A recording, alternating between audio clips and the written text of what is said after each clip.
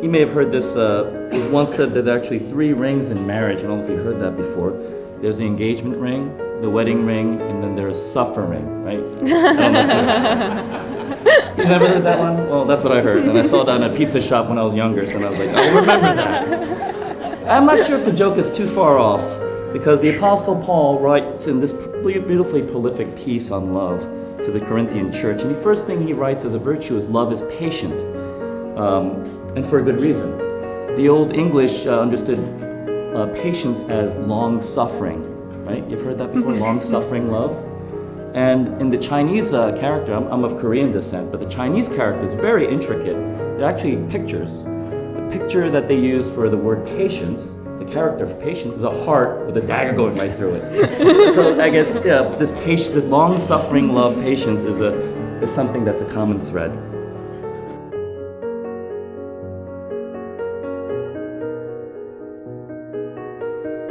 We met through my mutual friend Ryan. I went out to a bar to hang out with Ryan and his girlfriend to introduce them to a bunch of Ryan's high school friends, and I met Zach there, and I decided to pick on him. And that is how we started talking, because I made fun of him and he yelled at me, and then later on, after he cooled off a little bit, he thought I was cute and messaged me on Facebook. She saw me, she realized I was their type, and that was that. You know, it was a dog putt moment with Ryan Freed. You know who you are, Ryan. But it was great. We met, and you know, there was a huge connection right away, and I screwed it up, of course, but you know, she went with it. It was okay.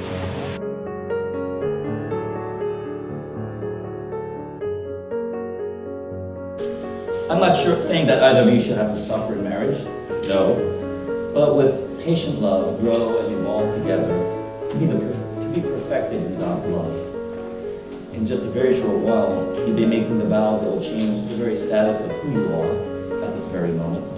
From an engaged couple to a new unit, a new family, seeking to live out a new covenant and a promise before God and each other forever.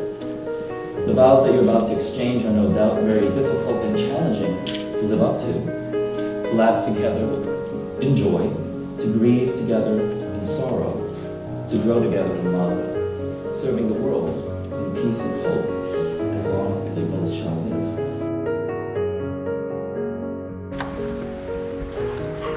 I don't know when it started or how it all began, but God created families as only our Lord can.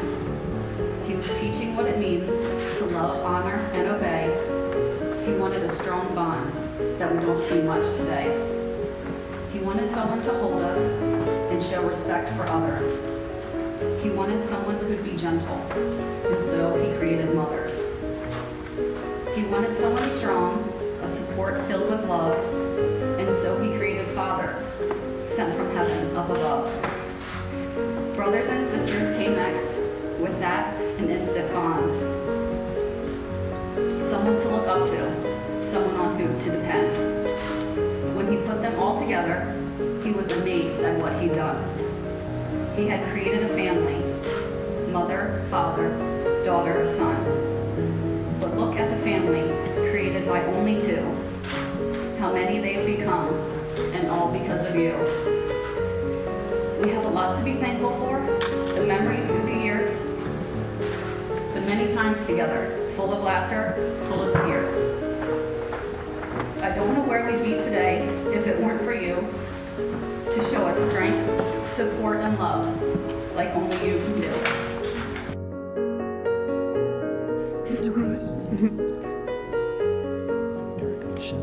Erica Michelle, I take you to be my wife, to laugh with you in joy, to grieve with you in sorrow, to grow with you in love, serving the world in peace and hope, as long as we both shall live.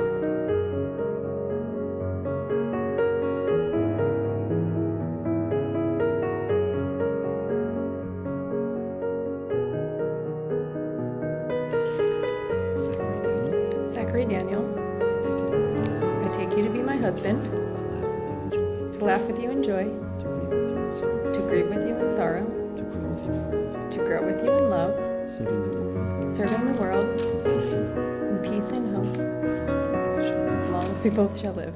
as long as we both shall live. It might seem crazy what I'm about to say. Alright, well, I don't really have anything prepared, but I did want to come here to be able to tell my brother how much I love him and how happy I am to have everybody here together to say for the most part. And this is a beautiful wedding. Everything is great. You guys are great. And wish you nothing but the best. Because I'm happy. Clap along if you feel like a room without a roof. Because I'm happy. Clap along. Erica and Zach have continually put each other first, time and time again. This is the quality I admire about their relationship. And because of this selfless quality, I'm certain they will continue to have a beautiful life together. I'm thrilled to celebrate this day with you. Please join me in raising a glass to Erica and Zach. Well, give me all you got and don't hold it back. Okay, vamos!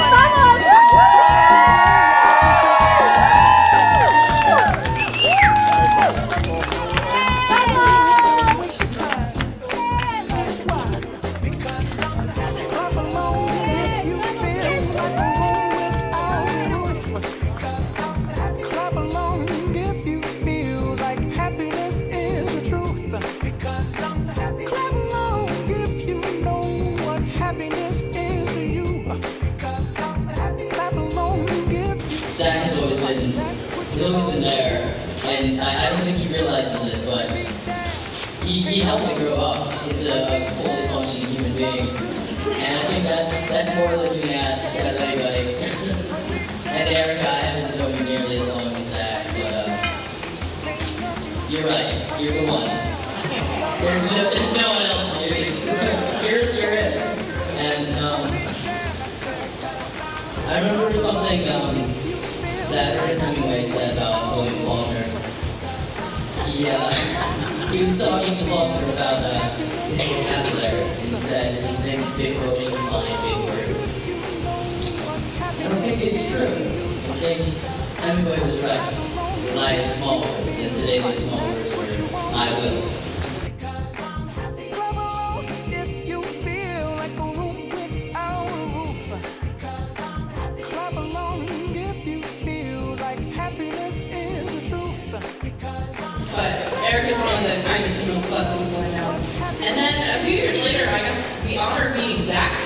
I walked into Eric's apartment and I just go, shit! That was my first impression. He cursed a lot. I went inside, he was fixing something, and it was asking me to help him, and in return, he would feed me hot dogs. Short to say, I'm a vegetarian now. They were not very good hot dogs, but he was lovely. Clap along if you feel like happiness is. I've been rooting for Eric and Zach to get married for probably longer than they have. The first time Zach ever came over to our house, I started up with a wedding binder. I haven't, well, I used to before my mom threw it out, but I had a wedding binder since 7th grade before I started planning our wedding. The dresses and everything all picked out just because I love them so much. But on to the sappy stuff. Eric and Zach, you are the greatest couple I've ever known. You are exactly what everyone strives for.